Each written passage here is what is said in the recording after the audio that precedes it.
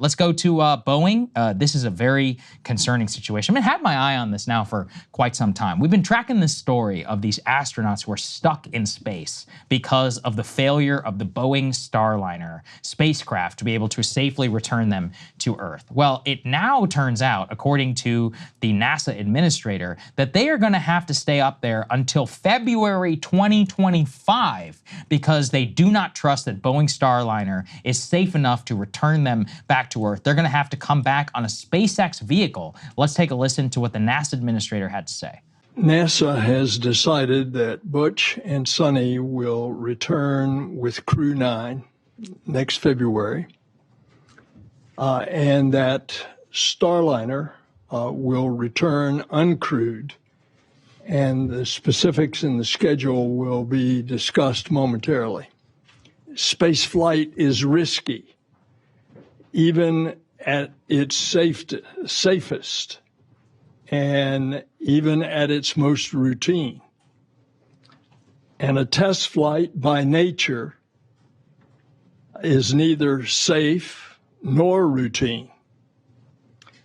And so the decision to keep Butch and Sonny aboard the International Space Station and bring the Boeing Starliner home uncrewed is a result of a commitment to safety.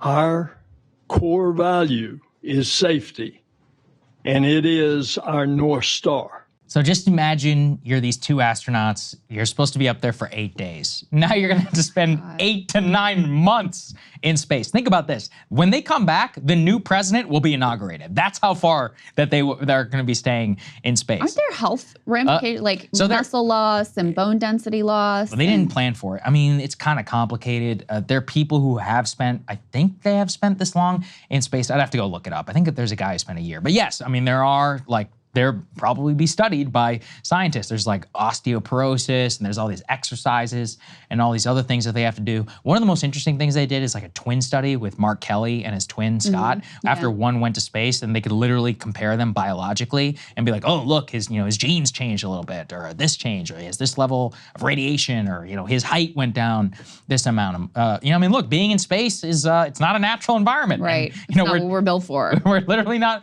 built for it. Your bodily systems and everything. Nobody really knew how that was going to be affected. At the very least, you could say it will certainly have an effect, of some kind. So more importantly, for their very lives, this is terrifying because this was a multi-billion-dollar now boondoggle by Boeing. Let's put this up there on the screen. So it all goes back to the fact that the Starliner vehicle has been literally in development for years, and that transported those astronauts to the space station on June 6th. Now, during the flight to the station, several thrusters, quote, temporarily failed, and engineers identified additional leaks within the propulsion system. Since then, NASA and Boeing have been trying to fix the problems, trying to determine if any of these threats, if the vehicle left the station carrying the astronauts, would have a safety problem for them in transport back. They've had almost 3 months now at this point to try to fix this. And I think that's what's the most galling thing to me is, space flight, American space program was like the pinnacle of American ingenuity. Everybody looks at Apollo 13 because the miracle of Apollo 13 is you had all these things go wrong and they came back safely, which is incredible. I mean, literally putting the whole round peg, square peg in a round hole. That's amazing. Yeah. I mean, it really is amazing. Not even just watch the movie. If you go read, there's a book I like called Andrew Chaikin. I forget the title. Anyway, read the history of it and you are astounded that this all happened in a 48-hour period. These people have had 3 months and they still can't figure out how to get these people back. And our astronauts were going to the moon and we were able to get them back in 3 days. Well, and there's several very important broader societal trends that are worth taking note of here. One is when you're talking about Apollo 13, that wasn't some outsourced company. That was U.S. government capability that we had, technical expertise, the best in the world. Okay, that gets stripped away over years from an ideological assault that occurred under both Democratic and Republican administrations under neoliberalism. Then you get to the point where we're so inept that we're having to bum rides with the Russians Yeah, that happened in the 2000s. That's that right. happens in the early Pre-SpaceX. 2000s. Then there's this decision basically like, all right, this is too embarrassing. We know what we'll do. We'll go with we'll outsource it to the private sector. And that's how you end up with, this partnership with Boeing, which there's, other storylines here that are important too. I mean, part of why Boeing sucks is number one, because they're, have massive market consolidation. So there aren't a lot of other alternatives. SpaceX is supposed to save their ass here in terms of getting these astronauts back home in February or whenever it is. But so you have the stripping of government capability. That's number one. You have the outsourcing to Boeing and their lack of competition in the space, and the fact that they're like, government contractor and like literally everything, and they gouge the taxpayers. The amount of money that the American taxpayer gives this company is just disgusting and absurd. Then you have the trends, which Matt Stoller has also tracked very closely, perhaps better than anyone, of total financialization, where rather than your profits coming from, creating a good and effective and safe product, it comes from a bunch of market manipulation. So all the technical expertise is stripped from the top of the country. You put on a bunch of like money managers at the top and Nikki Haley sitting on the board and all of this nonsense. And you end up with a situation where their planes don't fly and their space shuttle doesn't work. And it was disgusting to me too to read about how Boeing's been arguing for weeks, I guess, with NASA, like, no, it's fine. They're it's like, no it's big safe. deal. It's It's cool. totally safe. Yeah. It's cool. And it's like, Jesus Christ. Can you imagine risking your life on this thing? I think the like propulsion system wasn't functioning. Yeah. I'm not an expert. That seems pretty important. And when you consider the extremes that these space shuttles are subjected to, even the tiniest problem can turn into utter and complete catastrophe. So Boeing literally wanted to risk these two astronauts' lives to cover their own corporate shame. That's basically what was going on here. And that is a disgusting testament to the state of corporate America at this point. This Starliner is a decade-long boondoggle. $1.4 billion in losses on the program. That's not the amount that's spent. $1.4 billion in losses on the program now so far. Delays in software, sticky valves, the parachute system.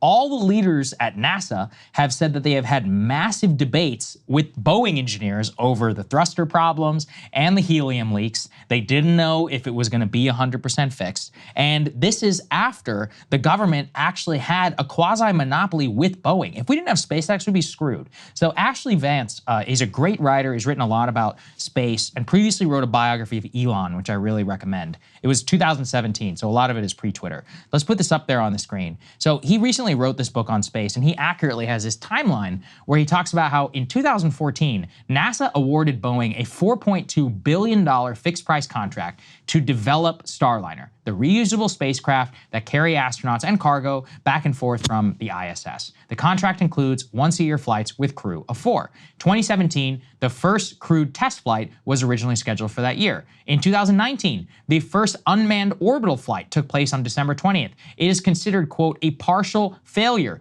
Boeing had to take $1.6 billion in charges of the program after this flight, mostly due to the failure. 2020, an investigation and a review takes place. 2022, another second investigation takes place. That one was successful. Astronauts are then selected for a crewed flight.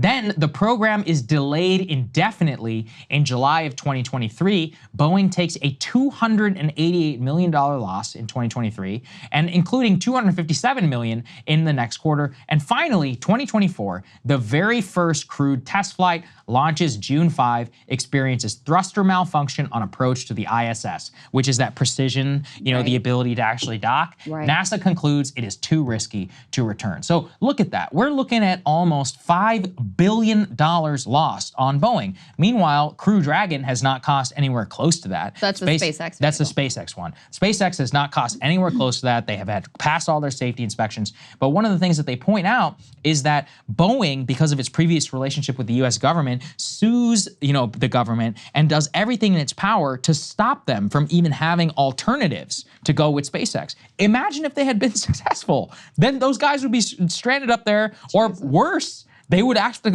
say, gotta roll the dice. We'll figure it out. And let's say there's a 5% chance. Well, 5% chance is a lot, actually, when you consider somebody's life. That's the really scary and terrifying part. So my only hope is that given all the mishaps, given, the door plug, all of the talk about financialization, and now this humiliating failure of a flagship American company, which is supposed to be the beacon of innovation, that everyone here in Washington can wake up. But I'm not stupid. They got plenty of money. Yeah. They make a lot of good weapons programs in a lot of different government states. Yeah. And, you and I were checking their stock yesterday. It was actually up. I know. We were like, oh, is there a story here about like the stock, the Boeing stock crash? And we go and look, and it's like, nope. Well, it was up on the day. No, actually, it's down today. It's down by 1%. So there you go. Their stock has gone through some things in general. Yes. So I'm sure it's not where it once was. However, if you're an investor and you're looking, you're like, you got nowhere else to go. Mm-hmm. They're still going to get they're still going to get their weapons contracts. They're still going to be, selling airplanes. They're still going to be part of the space shuttle program. So it makes sense, actually, that shows you how broken this is. This is a catastrophic, humiliating failure. In fact, we've been meaning to cover it for a while because you were paying attention for a while. I kept being like, guys, they're still stranded up there. It's been a month. Something then 2 months. there was so much going on. It kept getting pushed off, but we kept looking at. I mean, what a catastrophic core failure. Oh. And if the free market works in the way that it's supposed to, Ayn Randian theoretically work, ditch them. This would be then, okay, their stock crashes, their executives are punished, they figure it out, they bring in people who actually know what the fuck they're doing, and they right the ship. But guess what? That's not happening because this is a broken market, because this is a monopoly, because they have so much market consolidation, because they have so much government capture. The revolving door, I'm sure, between Boeing and the federal government is, would turn your stomach. And so, they'll be fine. You might not be fine, right? The commercial airplane. And that's the other thing is, I don't feel as confident getting on. I hadn't flown in a while, and you guys know I went through normal air travel issues trying to get to Chicago. And one of the issues was the plane we got on. First, they're like, "Oh, minor mechanical issue." Yeah, that's when you know you're screwed. Immediately, you're like, "Oh, this is going to be bad." And then it's worse than we thought. You guys can deplane because it's going to be a while, and then you really know that you're screwed. But that little, that concern you have in your head, it is larger for me than it once was. Sure. I used to set a foot on an airplane. I never thought twice about whether I'd get there safely. Now it's like you got all this door plug and all of these other issues that have been mounting over the past number of years, and the whistleblower testimony about how, hey, they don't really pay that much attention to what they're doing here. They'll use non-conforming parts. Safety is not the priority anymore. And that starts to seep into a lot of travelers' heads, and you're going to have a very ugly situation with air it's travel. Just one of those, look, have I stopped flying? No, I fly all. In fact, I think I've got my most flights ever in a short period in the next 2 months. But, I'm going on an Airbus in a couple of days. I'm happy about it. I'm like, okay, and I don't want to feel that way. Right. That's a freaking French company. They barely work 35 hours a week. I shouldn't be thinking about that. But, it's an Airbus. I'm like, oh, okay, cool. And then every time, you get on, you get the maintenance thing. I never even thought twice. But now, recently, you'd be an idiot not to. Will I stop flying? No. But if there's like maybe 5, 6 more incidents, maybe whenever you look, because they do tell you the aircraft, whenever you book the plane, maybe you book the Embraer plane. And that's a Brazilian company. I'm not supposed to think about that. But that's one of those where they've created this reality for us. And I think that's actually really devastating. So anyways, it's such an important story. We'll continue on it. I mean, who knows also with Boeing corruption, what they can try and force. Maybe they'll sue the government and try and force NASA to bring these people back. I would not put it past them